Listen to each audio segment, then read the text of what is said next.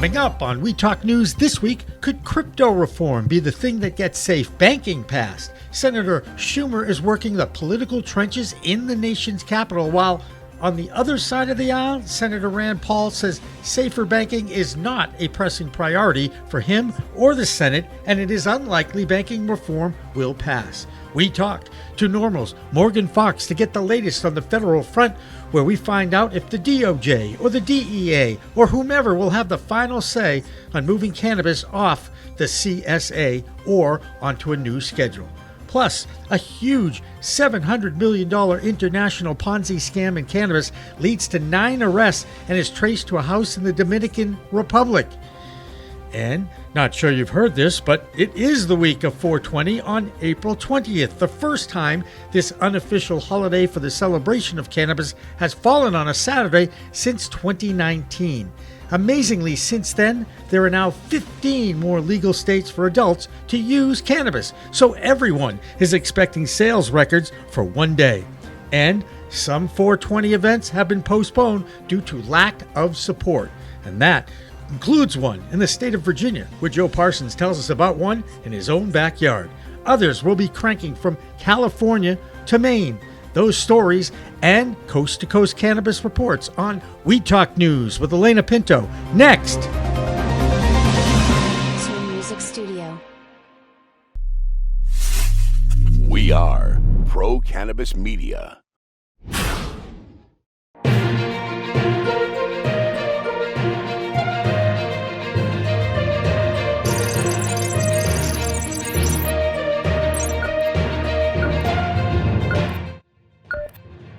Hi, everyone. Welcome to another edition of Pro Cannabis Media's weekly roundup of cannabis news from coast to coast.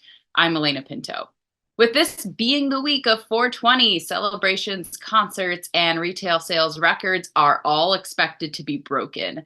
And while that's going on, the scene in Washington, D.C. continues to get bogged down by partisan politics.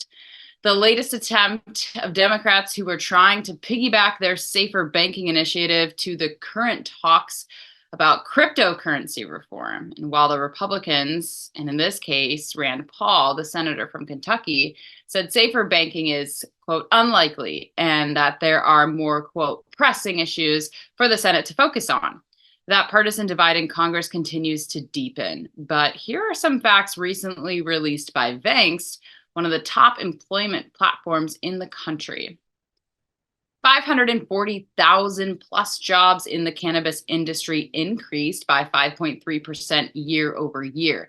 Sales are forecasted to surpass $28 billion this year, a mark that is 10% increase year over year.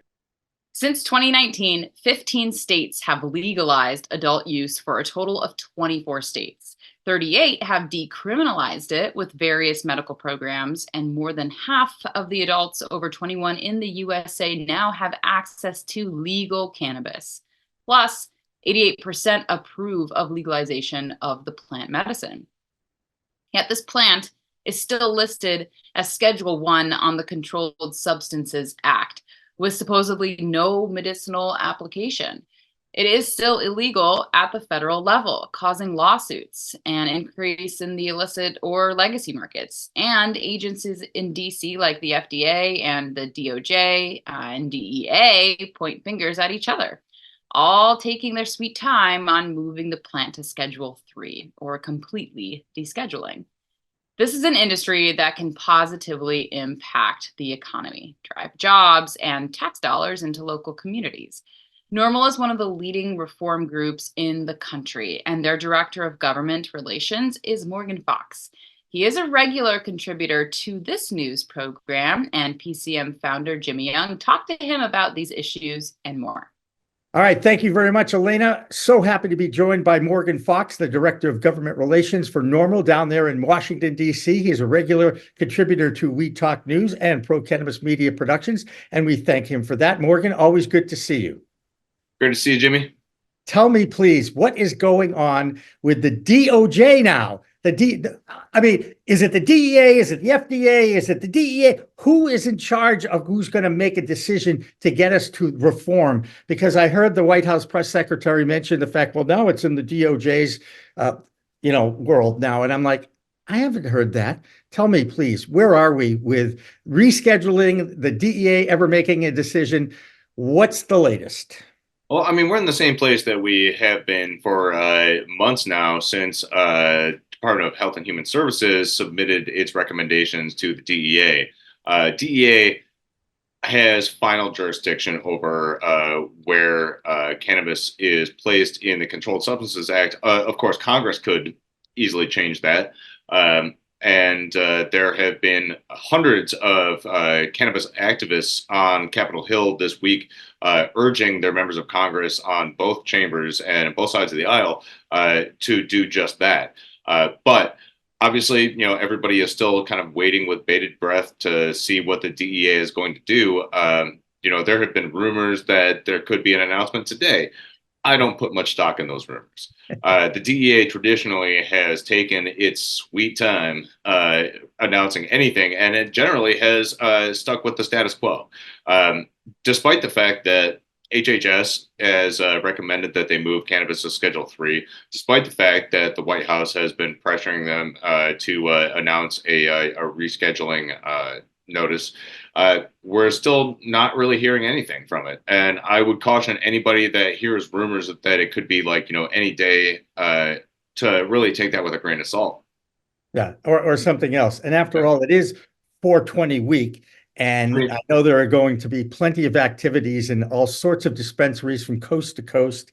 And at least now, Morgan, people are getting more and more used to the fact that the industry likes to celebrate at 4:20 in the afternoon, and also on April 20th, it happens to land on a Saturday. So are we getting more acceptance of where we're at as a society?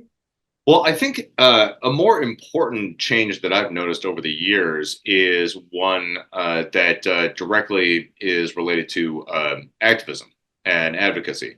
Back in the day, 420 was pretty much like entirely focused on just like the cannabis culture. As a professional activist, I would be able to like have more or less a day off. Nowadays, as my colleague Mike Lajewski at DPA, I think really put perfectly, is that being a cannabis advocate in April is like working retail in December. It is just absolutely brutal. And that is a really good development because there's a lot more focus on policy now than there ever has been. I mean, just yesterday, we saw the reintroduction of the Cannabis Administration Opportunity Act, CAOA, in the Senate, as well as the introduction of the HOPE Act on the Senate side, to mirror the bill that currently exists on the House side, that we are, fingers crossed, going to be able to pair with banking reform and be able to push through in the next couple of months. So, while it might be exhausting, I really like the fact that like things have changed so much over the last decade and even the last couple of years, to the point where 420 is about the fight for freedom and the fight against injustice in equal parts now with a celebration of the plant. That interview in its entirety is available on the procannabismedia.com website and will be released on Thursday on YouTube and other social media platforms. So now let's get our Washington, D.C. report with Andrew Behringer. I'm Andrew Behringer, and this is the D.C. Area Report for We Talk News. After the annual 420 cannabis celebration came and went, cannabis remains strictly prohibited under federal law. Senate Majority Leader Chuck Schumer's push for legalization failed to gain traction before April 20th, which came as no surprise to many people. When pressed on the administration's stance, the White House press secretary reiterated that cannabis rescheduling is an independent process led by HHS and the Department of Justice, guided by evidence. No action is expected from the Biden administration on this issue. On Capitol Hill, the prospect of passing even modest cannabis reforms like the Safe Banking Act appear bleak in the Republican-controlled House.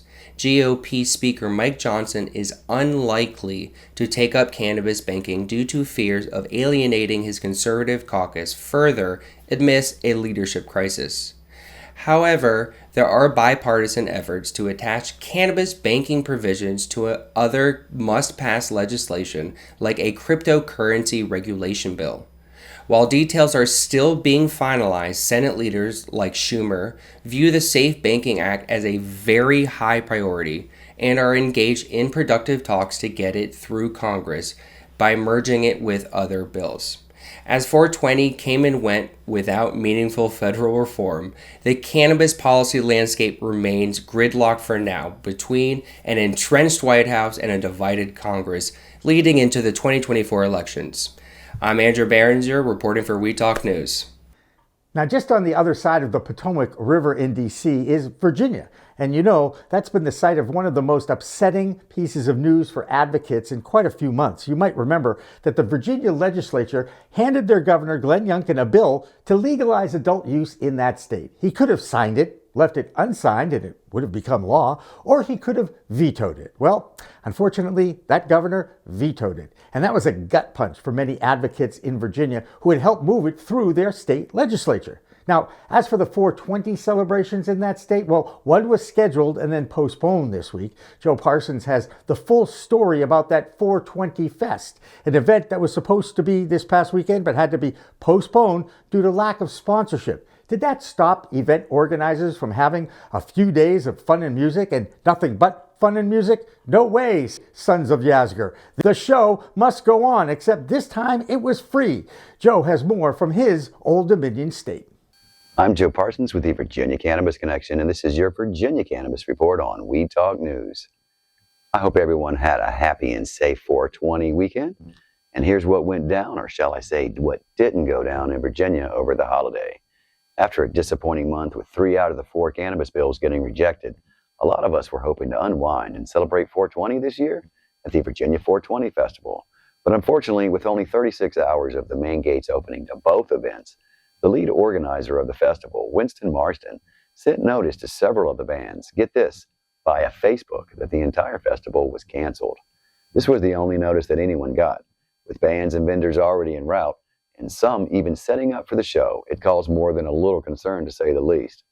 While Winston Marston has not spoken to the media directly, he has posted on the event webpage that he takes full responsibility, and that the money just wasn't there. He states that due to low pre-ticket sales, investors just simply pulled out, and he felt like he had no other choice. He has vowed again to try next year with better planning, but this may be a difficult goal to reach after this epic event failure. However, I did go to Garrett Farms in Salem on the planned launch day to get their side of the story and what happened to cause this 11th hour breakdown. Myself and Fox News got some answers, along with a super cool announcement that Playlist for Life and Garrett Farms would still throw on a completely free event, regardless, to help vendors recoup their losses and to not completely disappoint the people that still wanted a show. Here's a clip from that interview with Ian Hill from Garrett Farms and Deanna Marson from Playlist for Life. So basically what ended up happening, there really wasn't a whole lot of budgeting done till about halfway through the event planning process. And once that started to realize there just wasn't enough money, at that point we started counting pre-sale tickets. And when the pre-sale tickets didn't offset the cost of the expenses, it ended up just being, we're not going to end up having enough money to pay for this. So the plan right now, we are just throwing a free event. This is the festival that the fans saved. We had canceled the event. Everything was over and done with. And then all of a sudden, the vendors started showing up, and they started coming out, and they said, we've got nowhere else to be.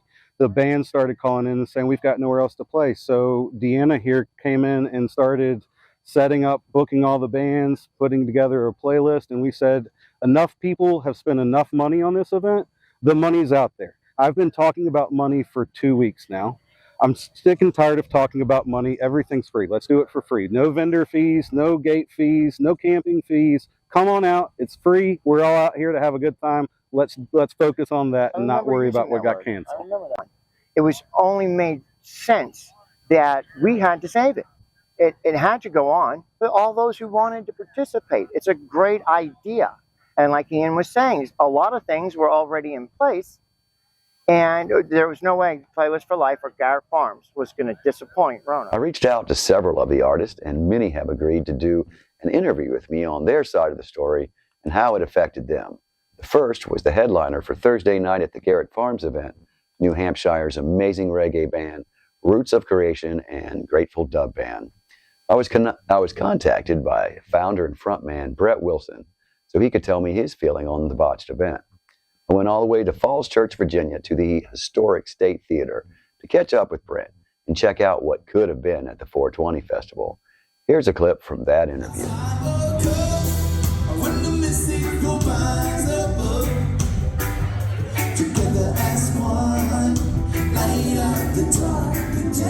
irked me the most about this situation is typically you'll get a message to a booking agent or a message to a manager, or maybe even the venue will reach out to you personally, but not a Facebook post. Send you a message, even if it's not a personal message. Maybe you'll be blind carbon copied on a message, and it's like, just a heads up, we're putting out this statement.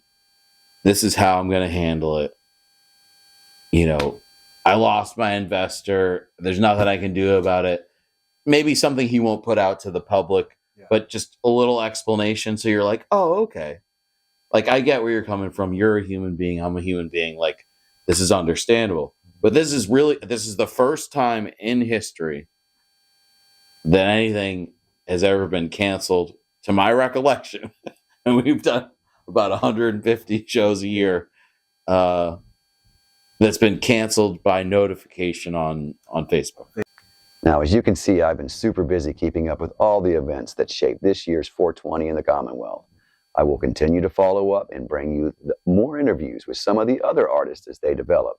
You can check out longer versions of the interview with Ian Hill and Deanna Marson on my blog YouTube channel, Virginia Cannabis Connection, along with footage from the show in Falls Church, including over 40 minutes of awesome concert footage that you won't find anywhere else.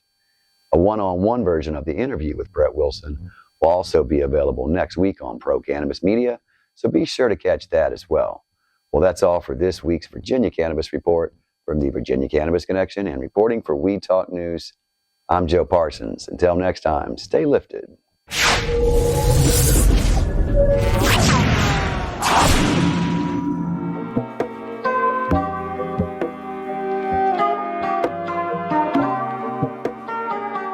Some of the largest companies, as you mentioned, Tilton Weed Maps, Harborside, Green Solutions, Medicine Man, many of them have had successful exits. We've made good money in the industry. We want to now give back. We want to now help the small guy or gal that has an idea but doesn't have the friends and family, doesn't have the connections, doesn't have their own equity to contribute. We want to help those guys get into the industry, be able to, realize their dreams, be able to do something in addition to what it is they're currently doing now. This doesn't interfere with that. It's not an exclusive. And what we want to do is we want to help birth some new entrepreneurs, because you need capital to be able to do that.